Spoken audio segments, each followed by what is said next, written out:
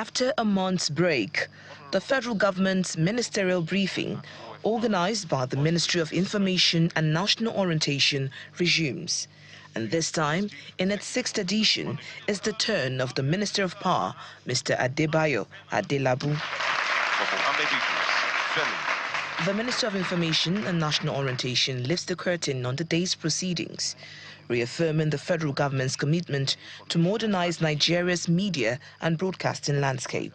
Let me use this opportunity to reiterate to our friends and colleagues in the first estate of the Rim our commitment to modern and thriving media industry in Nigeria.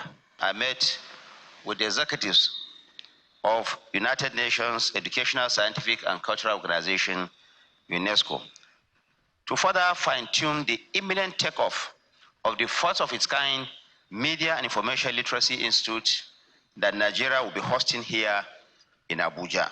This, of course, is the second. Taking the podium, the Minister of Power highlights some achievements of the ministry, particularly on power generation revenue, the national grid, and the significance of the unbundling of the Transmission Company of Nigeria. With the tariff review that was implemented in 2024, the revenue grew from 1 trillion 2023 to 1.7 trillion, which is 700 billion increase. And this is the result from the cost-reflective tariff adjustment for Band A customers. TCN is just one.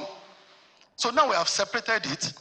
The provider of infrastructure is separate, and the driver of transmission activity is separate. I believe this marks a new beginning for our transmission activities, and we're going to see better service in achieving grid stability. We experienced a number of grid disturbances towards the end of last year. But since January up to today, 4 months into the new year, we have not seen any major disturbance to the grid. And I can assure you, we'll do everything possible to maintain and sustain the current scenario. We have all said that what Nigeria needs today is a regional or regionalization of the national grid, so that if there's a problem in one part of the country, it will not affect other parts. Having a single national grid that will be down 100%, it is not desirable.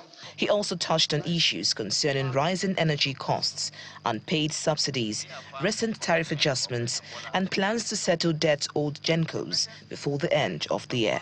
While we are also discussing with the generating companies to give them some guaranteed debt instruments, like a promissory notes, which we will give to them to pay down or defray some of these debts. And I can tell you that between now and the end of the year, we are going to pay close to 2 trillion out of this 4 trillion. We still have to look at this tariff. Fine, there could be issues about not meeting service covenant in some area. NAC is fully on top of that. And if they discover that any distribution company is collecting tariff on Band A and they are not supplying up to 20 hours, there are penalties. Band Bs, a lot of them enjoy 18 hours of light, but they are paying 65 naira. Band As are paying 209. Look at that gap. So everybody is calling that we should align the tariff, not an upward increase, but let's align it with the level of service being enjoyed. As the administration of President Bola Tinubu approaches its second year, more ministers are to use this media engagement series to brief Nigerians on their scorecards. From Abuja, Victoria Longchan, Channels Television News.